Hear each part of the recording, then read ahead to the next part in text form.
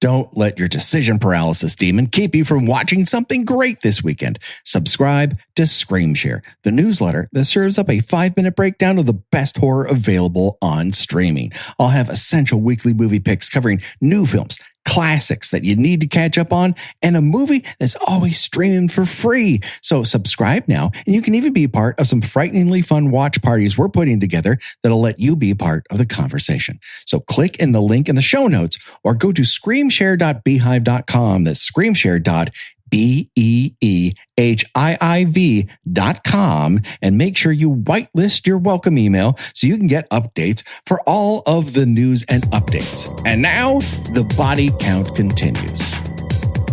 Ladies and gentlemen, boys and girls, dying time is here. That's right, we are still, for the love of God, in the middle of Friday the 13th, Part 5 on Kill by Kill. Greetings and salutations, Internet. It's your old pal Patrick Hamilton. I'm coming to you from some ramshackle shack in the middle of God knows where, because we don't know where this movie takes place, or as close to it as I can possibly get. This is the Kill by Kill podcast, where we are dedicated to celebrating the least discussed component of any horror film, the characters. So we're going to unpack all the gory details of Friday the 13th Part 5 through all the slashes and hacks and decapitations in the hopes that these poor souls' deaths might be the beginning of the jokes that we make about them. And as always, the only person that I trust to ride on that lone motorcycle through the desolate Pine Barrens or wherever the fuck this movie takes place is the one and only Gina Radcliffe. How are you doing, Gina? Hi, Patrick. Hi, Gina. How are you doing today? I've got my angry eyes on.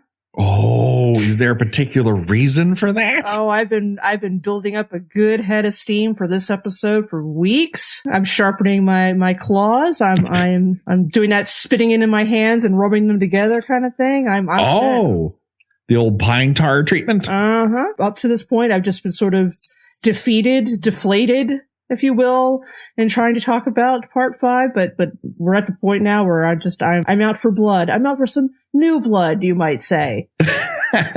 Well, hold on to your horses, because we are not going into this fight alone. Might I introduce you to our guest? She is a writer and an actress of great note. You've seen her in commercials and on television programs. Hell, you've probably even seen her on the big screen. I just don't remember where. It is the one and the only Alex Alexander. Hey, how you doing, Alex? I'm well. How are you? I'm so happy that you are here. When I knew this episode was coming up, there was only one person I was going to call. I didn't care how hilarious. I got you on this podcast. I was going to get you here to talk about these two fucking Nimrods. Oh my gosh. I'm not sure whether I should be flattered or, hurt. I was going to say insulted, but hurt is more accurate. Maybe insulted is the right phrase, because when it comes to making fun of local yokels, I've seen you latch on to this particular overused archetype and just bite deep and whip it around in your mouth like a dog that won't let go of a shitty toy. Hilarious. Well, I lived with them. I lived amongst them, you see. So it's almost like, learning the language of apes when you live in the jungle. You learn to communicate, or at least you learn to know what they're trying to communicate. True. You learn not to look them in the eye. You don't want to invite an attack if you can help it. I don't think we have to worry, because these two only have one plan, and that is attack. And so what we're talking about here today, kids, is Ethel and Junior Hubbard, the two broadest stereotypes ever to grace the Friday the 13th franchise.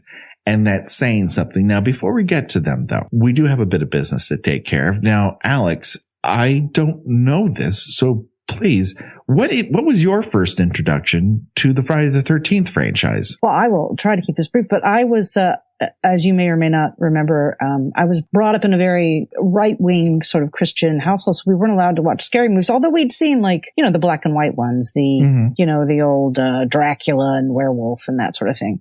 Sure. So I didn't see Friday the 13th until it came on television, and I was at my parents' house for some reason, and I had seen The Exorcist before this, which was scary in a very different way, but I saw this, and it was the first time. Well, first of all, I love all things scary now as a result of finally being able to. I don't know if it's the forbidden fruit, not being able to watch scary movies, but I love it.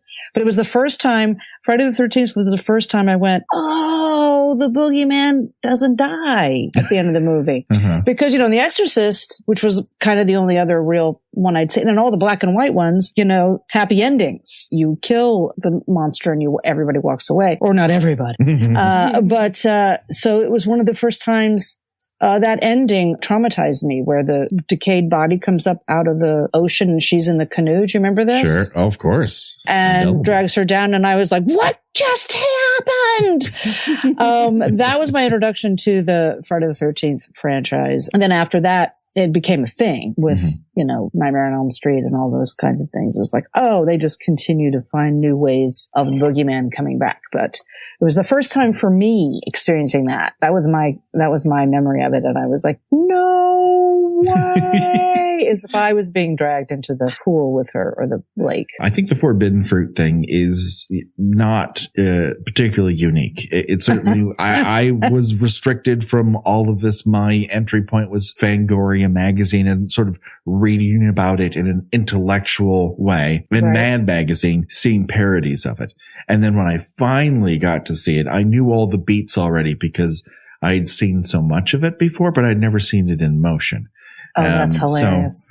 So, by hook or by crook, it gets under your skin. And so speaking of getting under your skin, probably because you've been outside rolling around in the dirt for far too long. Let's talk as all about Southerners do. Well, we'll get to that. All right. Let us talk about who is still left alive at this point. Tommy Jarvis 2.0, who, like the character in Gymkata, has combined two things to create a deadly weapon. Oh, shit. Sorry. That was very rude. Incredibly rude. Sorry. I'm popular. What can I say? I'm incredibly popular. Okay. I might keep that. All right, here we go. Number one up to bat for the still alive list is Tommy Jarvis 2.0, who, like the character in Gymkata, has combined two things to create a deadly weapon: plaintive stares off into the distance and constant sweating. And now we also have Dr. Matthew Letter, who's a professional psychologist and an amateur Tim Matheson impersonator. And we have Pam, who is his girl Friday the 13th. We've got Reggie the Reckless and his kind grandfather, George, and we don't make jokes about them because it's not funny that they're forced to be in this movie.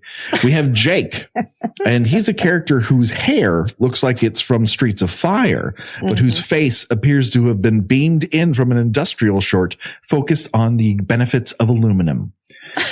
And now we have Robin, and she is a girl. And then we have Violet, who feels like what would have happened if Susie Sue were cast in Witness. And we have Duke, who would go on to father White House spokesfibber Sean Spicer, and Roy, who's our accidental spree killer. And that leaves us with the two characters who we will be throwing under the harsh spotlight of Kill by Kill.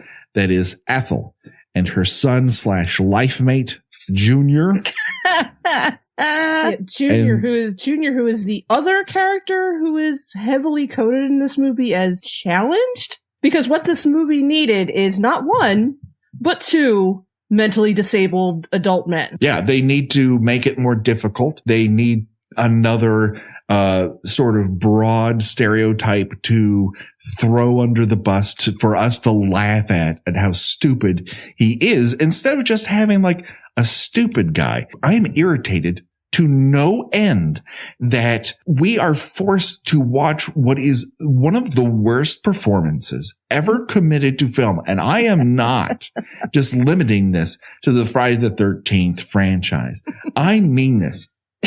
This is one of the shittiest things ever put onto cells and thrown up on a movie screen that we have to watch. Yeah. I felt like all I could see not all I could see, but one of the things I could see as I was watching it was what was in the breakdown. As an actor, it's like, what is required? It's like, Anita must be able to smoke a spliff and Junior must be able to ride a motorcycle. And it was like the first guy that showed up who could ride a motorcycle with somebody on the back and do spins around a house. Like, oh, you're 3 callbacks, you're in. And, it was like this weird juxtaposition with like, oh, he's big and stupid and she's tiny and fiery. It's like not one of them doesn't accurately represent the entire stupid Southerners. So we got to cover it all.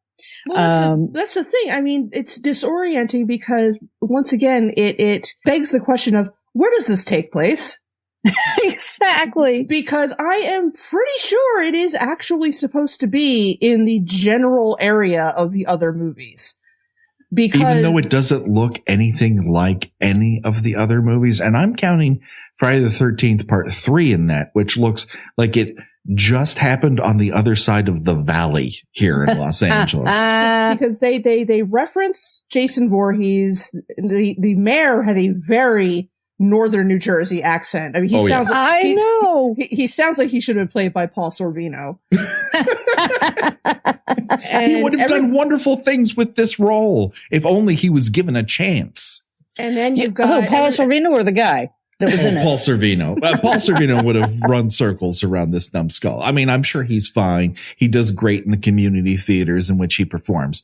But this is a tall task in which he is not quite reaching the level that is required. Yeah, and then you have everybody else has sort of a generic, they could be from anywhere accent.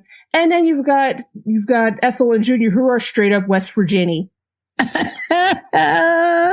I mean, they are one coal mine away from being in the southern version of My Bloody Valentine. It is insane that they are plopped into the middle of what we kind of assume is somewhere in Jersey, but we don't really know. Assuming they inherited that land?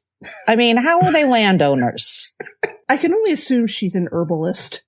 Because every surface, every inch of that house is covered in little bunches of herbs. And we know what kind of herbs those are, right? Oh my God, that is how she made her money. She would be better situated. Right. Except then why didn't she, then she would have been making more nice with the neighbors, I think. Yeah, exactly. she wouldn't be running off the local fuck couple from her land. Exactly. Although the fuck couple, it does have the only joint that appears in the movie. They must have gotten that from somewhere. Anita smokes a joint too, right? But she's importing it because they're traveling through town. Oh, that's right. I see what just like that enchilada didn't come from that town. Or the tacos. that was smuggled across county lines. There's not a lot of enchilada production going on wherever the fuck this is. That I promise Contraband.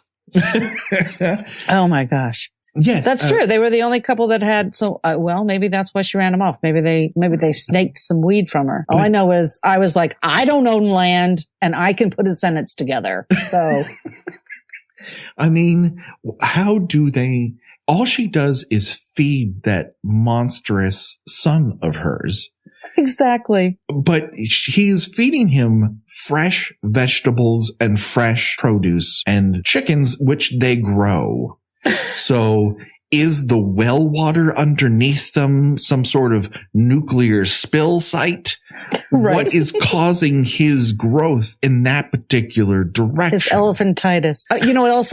Listen, I don't know if anybody else noticed this, but it's driving me crazy that she was breaking the vegetables with her fingers to put in the stew. She spit into the pot. There's a scene where she just, she's yelling at him, and while he's doing his little screaming and circling around the house, she just hawks a loogie right into the pot. Unbelievable. But here's the other thing. And then who goes face down into the pot? Her, right? Her, yes. Yeah. And all the vegetables are beautifully sliced. Look like they've been julienned with a device of some sort. I was like, I'm confused.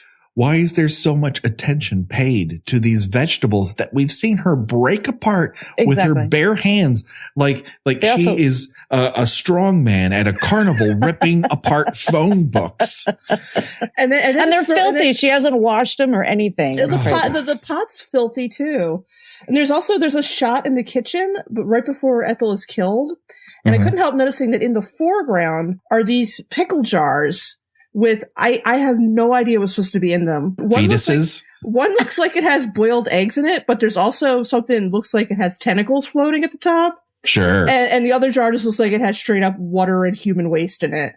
It's Cthulhu or some sort of elder god that they've mined out of that place and are selling to some sort of dark arts emporium. Why do they need all that shit plastered to every surface inside their own home? If they are growing pot, you keep that in a separate area to dry it or to grow it. I mean, I don't know that much about pot. I'm not, I consume, I'm not on the production end of things, but I can tell you that you don't just staple it to the cabinet where you keep your plates.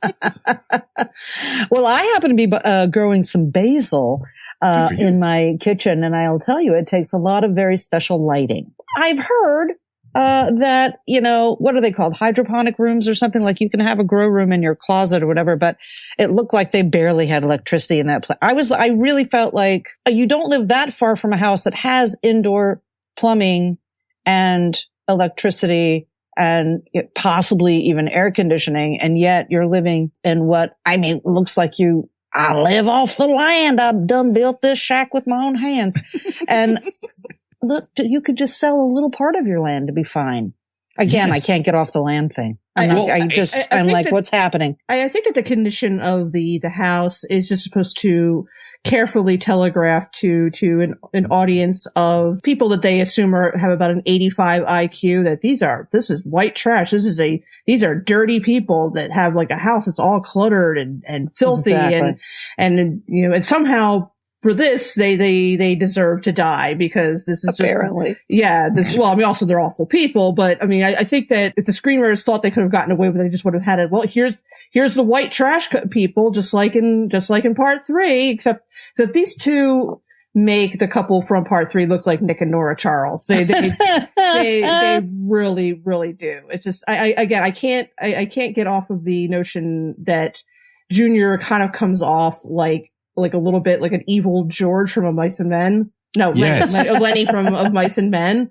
Just this big, dumb, violent oaf. And I don't know. I mean, are we supposed to be laughing at these characters? I mean, are we supposed the intention? Are we supposed to cheer when this mentally challenged gentleman and his abusive, very much so, mother are killed? Well, it's interesting because they're saying so many things. Like, are they, I mean, the film has said, is he mentally challenged, or does he represent just everyone this screenwriter's ever met who has an accent like that? You know what I mean? It's like, I'm not saying anything about the challenged. I'm not there terrible. I'm just talking about all Southern men. And so that's A. B, I really felt like there was a hint that their relationship was inappropriate. And I was like, again, Southerners all sleep with the relatives. So there you go. So maybe that's why they're getting killed. Cause I remember when I watched Friday the 13th, the first one, and the kids have sex in Kevin Bacon that gets like stabbed through the neck or whatever. Mm-hmm. And it was like this very not subtle young people who have sex out of wedlock get killed. I was again, right-wing Christian thing. So I'm always looking when I watch these things, I'm like, what exactly did that person do to deserve to be killed? Well, they were terrible people because they're Southern and stupid. I feel like he was supposed to be like just a big dumb man child. Like, I mean, when he's like, if you hear some of the stuff that he's saying when he's driving around the house screaming, he's like, they hurt me. They hurt me, Mom. We gotta go kill them all, chop them up. And it's like, how old is this gentleman supposed to be? I mean, when that was happening, that's how I envision how Donald Trump acts after he watches Saturday Night Live. Just reacting like a small child, just hating out like, fix it for me. Fix it for me, Bannon. Just driving his golf cart in circles around Mar-a-Lago screaming.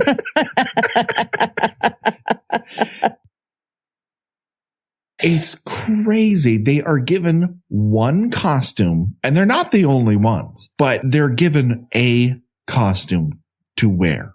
And this movie takes place inexplicably over several days, unlike any other Friday the 13th film, where it works best if it all happens in one big rush. Otherwise, the authorities would be called. Right. The authorities are constantly in this movie until it needs them to disappear. Attending a police convention in Philadelphia. Well, here's the thing with Junior and I keep forgetting her name is Ethel. Every time I took notes, I wrote it down as Mama. Yeah. And I was like, oh, she has a name. I keep forgetting, but I think it's only used once because no one ever addresses her other than her son, except in one scene. No, it's like they're ghosts. Yeah. They breeze in, they appear. They're like, what did they say? What did they mean? What do they want? They want you off their property. We mentioned when we talked about Demon and Anita last week, which is the flip side, as they are the only likable people in this movie. Yes. And yet, like Demon and Anita, Roy has really no reason or cause to kill either of these people. Yeah. To my knowledge, he never encountered them. I mean, I guess I suppose if you're trying to still kid yourself into thinking the audience might think it's Tommy, then yeah, all right, I guess it makes sense. But when you consider the huge twist at the end, why would he have any cause to kill either of them? I don't have an answer. And I literally just watched it and I don't remember. Do you remember there was the guy who came to the door and said, I'm hungry. And she says, go shovel the chicken shit out of the coop. That was the handyman who also Raymond, the sexy hobo. Yes. who also served no purpose in this plot. Right. Did he ever show back up? He was killed. He gets stabbed. Yeah. He gets stabbed too. He's basically a I must have looked away. Yeah, it's a blink and you missed it stabbing. It's easy. It happened right before when Tina and Eddie were killed. He's spying on them. You get a fake out in which you think, "Whoa, maybe it's Jason." And it's not. It's him perving on them, and he gets stabbed in the stomach. Because I remember when he showed up at the door, I thought he was going to be like, "Oh, they want this to be." We're supposed to think he kills Junior and Ethel, right? Or at least I thought, "Oh, that's where you're going to lead us to believe." Even though what's funny is at the reveal of who it was, I remembered the scene with him behind the cop. And I remember thinking, what's wrong with that guy? Why is he acting like that? Well, that's bad direction. Those are some terrible choices. Are you talking about like are you talking to me? I'm sorry. I thought you were talking to me. Yeah, exactly. Did you mention a madman? Oh, that's me. I'm a madman over here. I showed up to work today, but last night I was murdering local greasers who may or may not be having sex with one another. I was like, I knew they were projecting something. I actually did not predict the ending. But I knew I was like, oh, you got to keep an eye on that guy. And then he kind of disappeared. And I was like, okay, then that was nothing. But see, now a normal movie like this that's trying to parrot back some of the elements of previous episodes would try to lay into this multiple red herrings. Could it be Tommy Jarvis who's reliving how he killed Jason Voorhees? Maybe he's caught this maniac killer curse. Is it Roy that the movie keeps pointing at, constantly saying, this is the person who killed people, and then he disappears and you forget about him? Is it Vic, the guy who kills another one of the halfway house people with a bunch of chocolate bars in his pocket, but he's hauled off by police? Did he escape? No one says so. Is it Jason Voorhees for no fucking reason, which the sheriff brings up akin to nothing and is told by the mayor, fuck you, do something about this. The film also points at both Ethel and Junior, because Ethel is constantly seen either threatening violence or doing violence to fruit, vegetables, or poultry. And then Junior confronts Tommy Jarvis and summarily gets his ass kicked. So these two people are set up in a normal screenplay to be red herrings, but they don't do anything akin to that because the direction and execution of this film is fucking middle grade bullshit. I know. At some point I thought maybe it was what was that movie where they had like the 4 different directors? One of them was Quentin Tarantino. And I don't know. 4 Rooms. 4 Rooms. Yeah. I was like, is it that? Is it that they just have 4 different people directing and none of them are communicating with one another? Some days cocaine was present on the set and some days cocaine wasn't. And so you get a very different director. I don't know. But then I realized all the women, well, not all of them, but most of them showed their boobies. So it was probably the same guy. He's a former porn director. And you can kind of see it because these sequences are just like setup where someone is this broad stereotype and then someone wanders in and says, I have a delivery for you. It happens to be my penis. Only this time the delivery is death. It's the only difference between the two mediums. Yes, it very much harkened back to the porn of the 70s where they tried to have a story. I hear. So I've been told.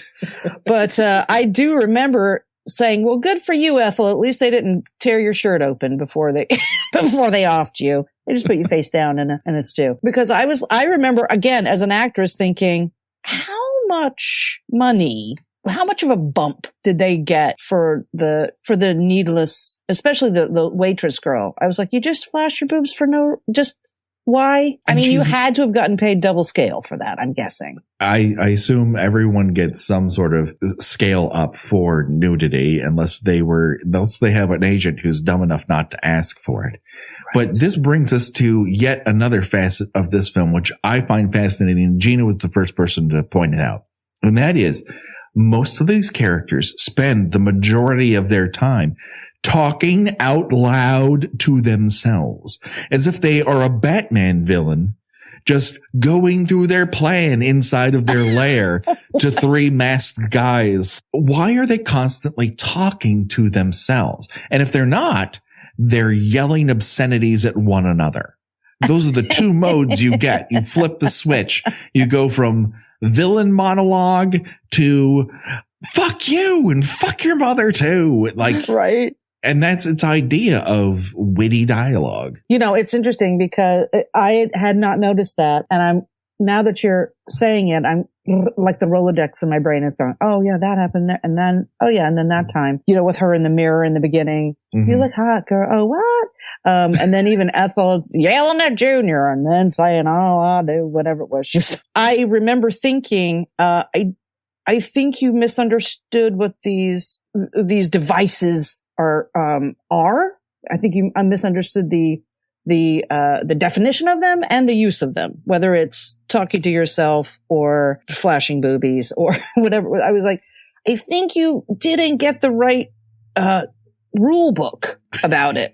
Because nothing seems to be, including, the comic relief. I was like, I don't think you understood what that is, how to use it. Right. I've been rewatching Ethel and Junior's. I'm like, are we supposed to be, is this the point where the audience is supposed to be like, yeah, you finally got yours? It's like, well, these characters have no relevance to the plot. They're just awful people. And if you got rid of them, if you got rid of the handyman, if you got rid of Vinny and his life partner, yeah, I mean, sure, you cut the movie down by about 25 minutes, but you would have relieved this movie of awful, completely superfluous characters that exist strictly for the pleasure of the audience getting to watch them die. When you compare them to, say, Shelley and Ted, those are set up as characters that you probably weren't necessarily meant to like. Certainly not Shelley. And Ted was sort of this pesky teenage boy archetype. But particularly with Ted, when we were recording with Amy Pascal, she made a really good point that his death was oddly poignant because he's holding his teddy bear and he's all alone, and he just really just wanted desperately to be loved. He just came about it in a really pushy, annoying way. So it gave his death kind of an odd, he died alone holding his teddy bear. And, Junior got his head chopped off while he's throwing a temper tantrum on a dirt bike. Ethel falls into a pot of stew and hilariously squishes a tomato because she just got she got chopped in the head with a meat cleaver. It's just, her head looks like that tomato. That's hilarious. And of course she deserved it because she was, big old white trash bitch. And it's like, all right. Well, it could be poignant. It still could be poignant in some way because it's not like Junior had his life going forward didn't hold a lot of promise. So maybe going out on his dirt bike was a poignant way to go. I don't know, but you're right. I like what you were saying about you like horror movies, but it's troublesome when you see someone getting killed just because. Wouldn't it be funny if? Exactly. It comes a little snuff film to me. Like you don't know anything about these characters. You don't know their motivations. You barely know their names. They exist so you can watch them die. And it's like, no, this is making my skin crawl a bit. Yeah, I mean, that comes with the territory of the sort of 10 Little Indians sort of story that Friday the 13th plays out every single time. There's a well-worn rhythm to it. It's got a methodology. It's called cozy horror for a reason. We know exactly what's going to happen. The joy is where you find solace or laughs or surprises within the grooves.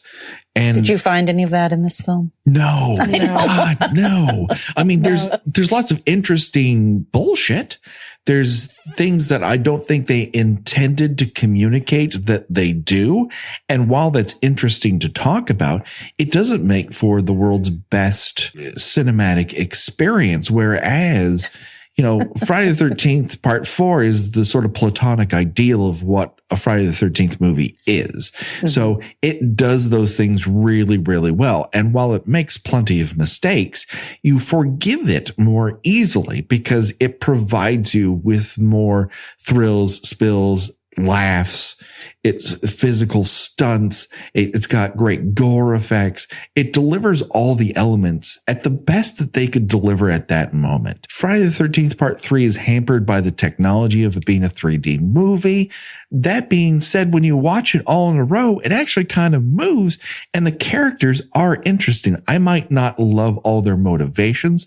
Shelley might be the most aggravating character of all time, but he is played with heart and pluck, and he's memorable for a very specific reason because you go, I was a Shelley or I knew a Shelley at some point. There is no character in this fucking movie that I have known, that I have been, that I would wish upon my worst enemy. These people are paper people.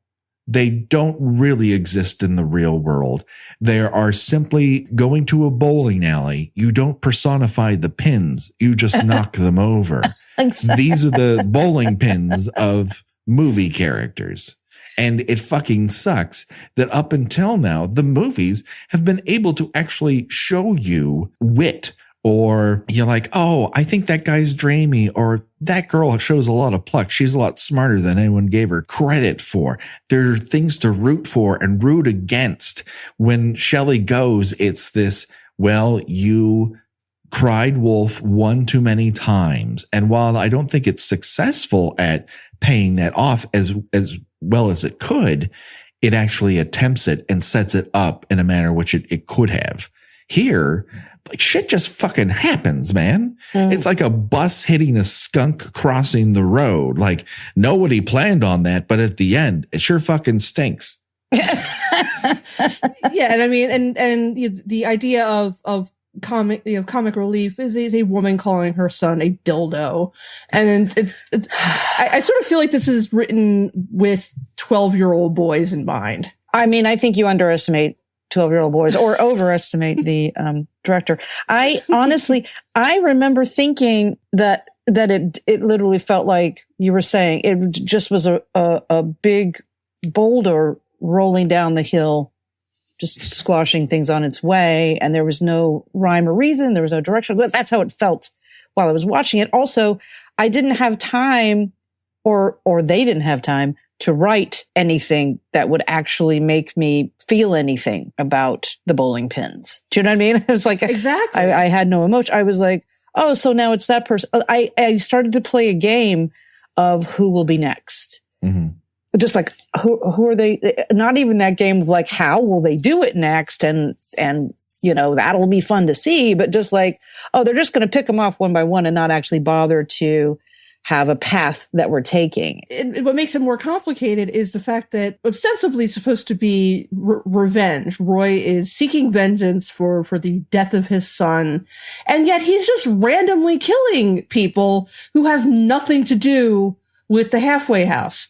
He would have no way of knowing that Demon was Reggie's brother. And why would he bother with him? He wasn't there when it happened. Exactly. And even in terms to, yeah, sure, Junior and Ethel were horrible people, but they had nothing to do with what happened to Joey. Neither did Duke, the awful ambulance driver. Neither did the waitress at the local diner. In fact, neither did Vinny and his partner. It takes him a very long time to get to killing the people. Actually, no, I'm mistaken. He never actually kills the person who was responsible for Joey's death. No. He went to jail. It's an empty exercise. The entire thing is useless. And we are forced to witness this because the only reason Roy kills the people he kills in the order in which he does it is because the camera happens to be there to capture it. There is no motivation whatsoever. Because if he is just so crazy that he'll kill anybody he comes across, why does it only happen at night the first time? And then he's like back to work the next day. Like, oh, that was crazy when I killed those two greasers. Anyways, I got to get to work. Hey, Duke, you got my coffee? Ethel and Junior are not the people you would normally aim your ire at because they happen to share the same wants and desires as Roy. Exactly. To shut this fucking place down. So what do you get by killing them off? Other than you get to check off the boxes that said, we killed Ethel and Junior today. All right. That's a wrap on today. See you back here at 6 a.m. tomorrow. I know. As an actor, again, I was like, oh, they had scheduling problems. So who's going to be on set today? That's who we'll kill. So we've ranted and raved about these two, but here is something that I wanted to bring up, and I would be remiss if I didn't. When Ethel is chopping up a chicken and Junior is eating his stew at the table, and they're met at the door by Raymond, the sexy hobo, we notice that Junior is eating his stew with a wooden cooking spoon. He's not a giant. Like he doesn't live on top of a floating cloud. Why is he eating with a wooden cooking spoon? These are the decisions of people who go, I hate these characters and I want to make them look as bad as possible. My thought at the time was, well, she doesn't have a knife to cut the vegetables with. She does have a cleaver, but she's not going to cross-pollinate, from the chicken to the veggies, right? I just was like, clearly they're utensily challenged, these people. My thought was just, oh, we can't show him eating with his hands. That would go too far. And really, I mean, how can you really can't eat stew with your hands? It's hard to pull off. I mean, when you're talking about subtlety, Junior is played so broadly that characters from the Cannonball Run movie are like, ooh, I'd tone it down a notch. It's just they sort needlessly overblown.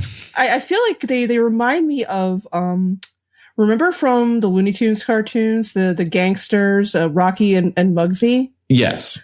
That's what they remind me of. You've got the big dumb guy and the little angry person, and they just sort of remind me. I expected there to be a scene in which Junior's he says something he thinks is funny, and elbows Ethel, like just knocks her onto the ground. I know. If they were you're like, so funny, boom. if they pulled off their skin a la the Judge and Who Framed Roger Rabbit, and it turned out they were just overgrown mice, it wouldn't have put me out. I'm like, I don't know. I kind of figured that would happen. Yeah, I mean, Junior's dialogue, I would be willing to bet, at least in the original script, started out with the But again, they wanted this to be a subtle performance. They really wanted to keep this tasteful and understated. So they just had him driving his motorcycle around in circles and screaming like someone wrenched his arm out of his shoulder. I felt that was true throughout. I felt like, again, I kept imagining the director sort of walking up and quietly saying, we just need you to go a little bit bigger with everybody. Just if you could just take it, what you did there was good. And then if you could just be louder and maybe flail your arms, that'd be awesome. It was bad. I will appreciate that you were like, I'm sorry you have to watch this, but you'll have a good time talking about it because it was something. It was something. I did a little exploring into the world of people who think this movie shouldn't have such a bad rep because I wanted to see what it's like to be wrong. And the funny thing is I read a couple articles and absolutely no one denies that this movie is gross and unpleasant, or that the twist is really stupid and obvious and yet doesn't really make any sense in the context of what happens in the movie, or even that it has a weird focus on backwoods trash, that sort of hicksploitation kind of thing. But these are spun as redeeming qualities for what makes this a fun, air quotes, movie to watch. And oh man, I don't think this is a fun movie. It is the word I keep coming back to. It is unpleasant. It is profoundly unpleasant in every possible way. I think you're right in a lot of ways about this. The people who are the defenders of this that I've seen, and they're allowed to their opinion. People should like what they like. We've said it before. But when they describe the things they enjoy about it, they love the what the fuck quality of it. Camp is often used. It's campy. And I don't think those, like The Princess Bride, I don't think that word means what they think it means. That means what they think. I don't think, part 6 is definitely winking at the audience. Yes. I don't think this one is. I think this is what the director and the screenwriter thought was funny. But I don't think this was made with a, elbowing. Yeah, we know these movies are kind of silly and cheesy, right? Don't we? We're all pals here. We know what's really going on here. Nor is it made with a seriousness that just so happens to fail, because it doesn't take any of the situations or characters or predicaments seriously. So why should I?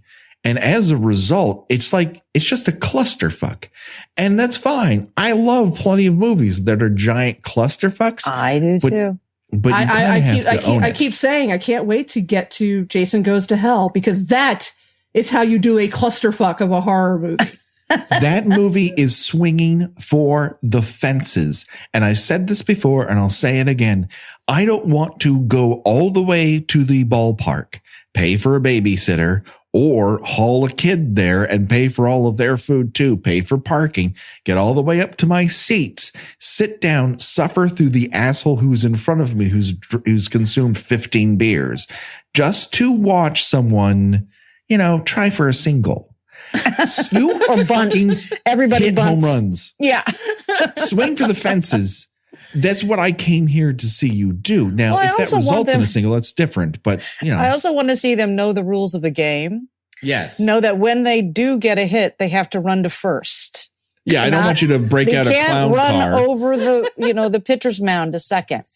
I mean, because this film too, I'm one of those people, like, I love all kinds of bad movies, but I also, if I start to get confused, then I get caught on a detail. And at the end, I remember I was like, I'm assuming you're killing all these people because you're pissed at yourself for dumping your kid off and then never seeing him again, or nobody knows who you are. And I was like, you're at the scene with your son, but nobody knows nobody's having a reaction that's your, I saw Sandra Bullock, have to go find her daughter in a dumpster. Trust me, there's some real reactions that happen when you see your dead child. So I get caught on these details when somebody doesn't know the rules of the game. I get caught and I'm like, I don't know. That's maybe how I missed, the handsome handyman getting killed. I get caught on these. Seriously, he walks up and says he wants food and you're like, go clean out the chicken coop. And then I'm like, you're in the middle of nowhere. How did he get to your house? So I get caught on these details and I can't go forward. They have to be trying for something. And this film, it is the very typical thing that you always hear about, that Hollywood learns all the wrong lessons. And here you have someone who has learned all the wrong lessons about Friday the 13th movies. It's like, well, there's a bunch of characters that all get killed and you hate them. That's why you enjoy watching them die. Yeah, no, I know what they were doing. They were trying to make money, and they tried to boil down these movies to their essence, which is naked breasts, and violent death, and they accomplished that. Although, even though really the death scenes weren't even all that remarkable, and I thought that too. I thought when Demon was in the bathroom and in the inexplicable outhouse, I was like, I'm assuming there's going to be some kind of booty death, right? Like I'm assuming he's going to get a javelin through the backside, or why else put him in an outhouse? I was confused by that. Because this perfectly fine character needed to be humiliated in some way. And yeah, we talked about that in our last episode, just how these are flip side characters, Demon and Anita and Ethel and Junior, and Demon and Anita are perfectly fine people. Yes. Who also Roy should not have any sort of issue with. They just arrived in that town that day. And yet here he is, well, they gotta go too. The way Demon's death is dragged out, you would think he was the one that killed Joey, because he gets the longest, probably most mean-spirited death. And that sort of dagger chest sort of scenario, if you read that on paper, you're like, oh, I can see how that would be scary. If you're trapped inside this thing, you don't know what's outside of it, and someone's jabbing something in and there's no place to hide. Well, that's a scary situation, but it doesn't portray a scary situation by what they shot on screen. All of these things are like massive fucking failures. Yes. It's a massive fucking failure. All right. I think we've buried these two. Undoubtedly, according to the Wikia for it, they were probably buried in the same coffin as they were. Yes, they were. They were. I checked. Oh my God.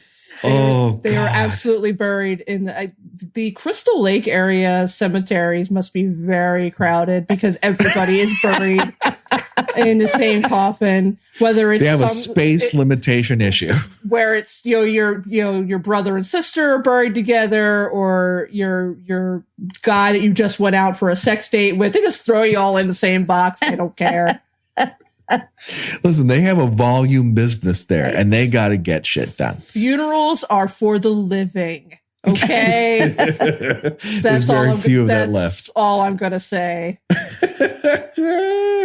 Yeah. So yeah, that's Ethel and he dies getting his head cut off. She gets a cleaver to the forehead. They're not even satisfying deaths. No, they're not fun. There's no great effects to talk about. Her death is practically off screen. It's telegraphed through the crushing of a tomato, and we get his shitty head prosthetic. It's like plopped like a watermelon on the ground. It fell off a platter when you were taking it out at 4th of July picnic. Is it like, I got a bunch of things that are balancing on here? Oh, I dropped Junior's head. It's okay. Just wash off the stump and it'll be fine. Just kick it into the swamp where Eddie bathed after. Or turn it over and put a bottle of vodka in it, right? And then we'll drink it later. Eat the brains. Oh man. Yeah. This is pickled, but good. That's what they do with watermelon.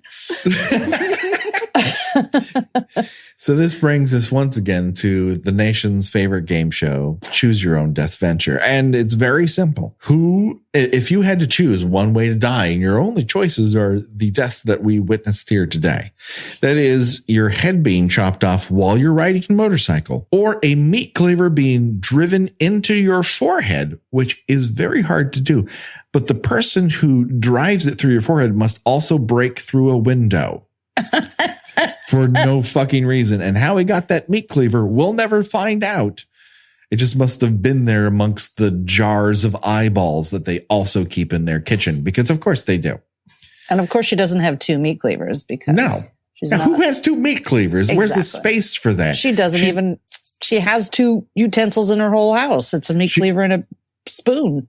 She's got herbs. She's got a random chicken with the feathers still on it. She's got a fisherman's net of some fucking kind also hanging from the one room of their house we're allowed to see at the Evil Dead cabin that they live in. So I turn to you, Alex. Yes. You are our guest. It is your opportunity to go first. What death do you choose? Well, I mean, I would have to go with the getting your head chopped off while riding the dirt bike, just because riding a dirt bike is really fun. Sure. And making a stew, not so much, especially when you're as little as she is and you have to reach up over the pot to get the stuff in there. But also, he doesn't really see it coming. He's got tears in his eyes. He's screeching around. I mean, that seems like an easier thing, it's, or at least you're getting to do something fun before you go. You get to spin out. High throttle. Now, part and parcel of this is that you will also have to be beaten up by a mental patient again. I see we're just revisiting old territory. This doesn't seem to be a hurdle for you, so that's fine. That's fine. I do get that I would be bloodied, okay. But still, moments before my death, I'm getting to rant and rave, which I also in real life like to do, and ride around on a dirt bike far too small for me, which I've also done as well. All right, Gina, what say you? Fuck it, I don't even care. I hate this fucking movie so much. It's ineligible. You have to choose one. You don't have to give a big explanation. You have to choose one. Junior. That's fine. That's fine. It's perfectly valid. I enjoy cooking prep work. I enjoy knife skills. I enjoy julienning things. I enjoy having everything in its place before I begin cooking. So that is the reason that I choose Ethel's method of dispatchment. Because you like squeezing tomatoes. I like squeezing tomatoes. I like crushing them in my hands and feeling that connection to the earth, like the gladiator touching wheat as he goes to heaven. But do you have a jar of eggs and tentacles sitting that in your is kitchen? none of your business, Radcliffe, and if you ever bring that up again, this will be the end of this podcast.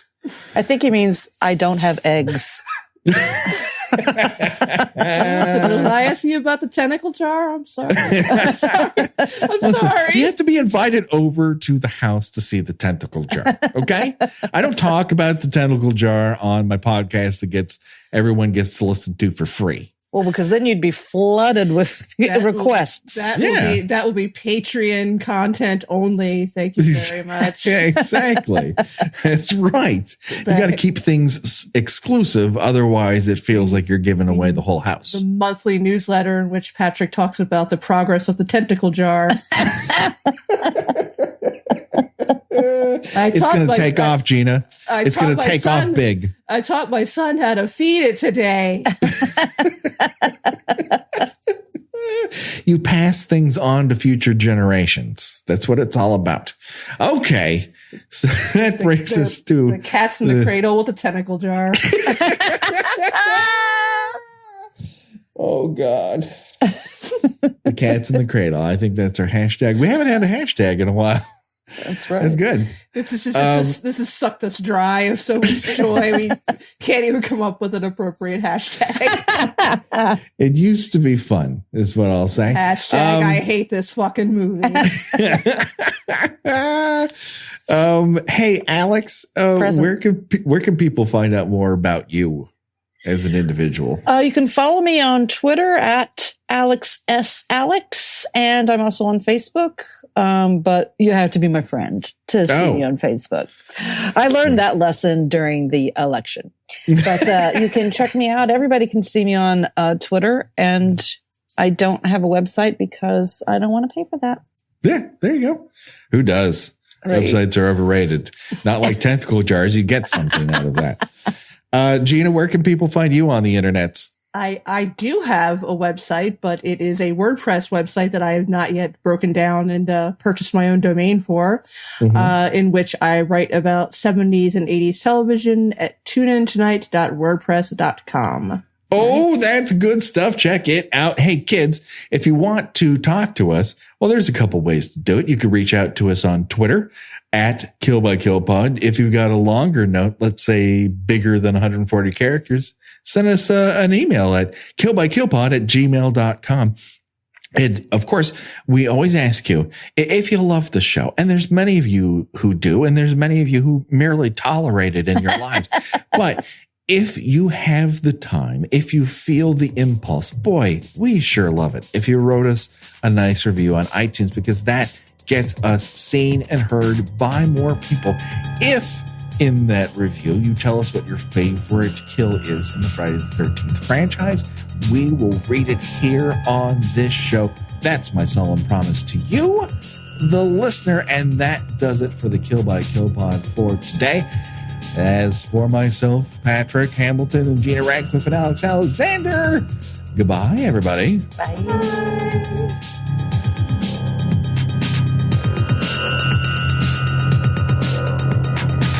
They're all gonna laugh at you.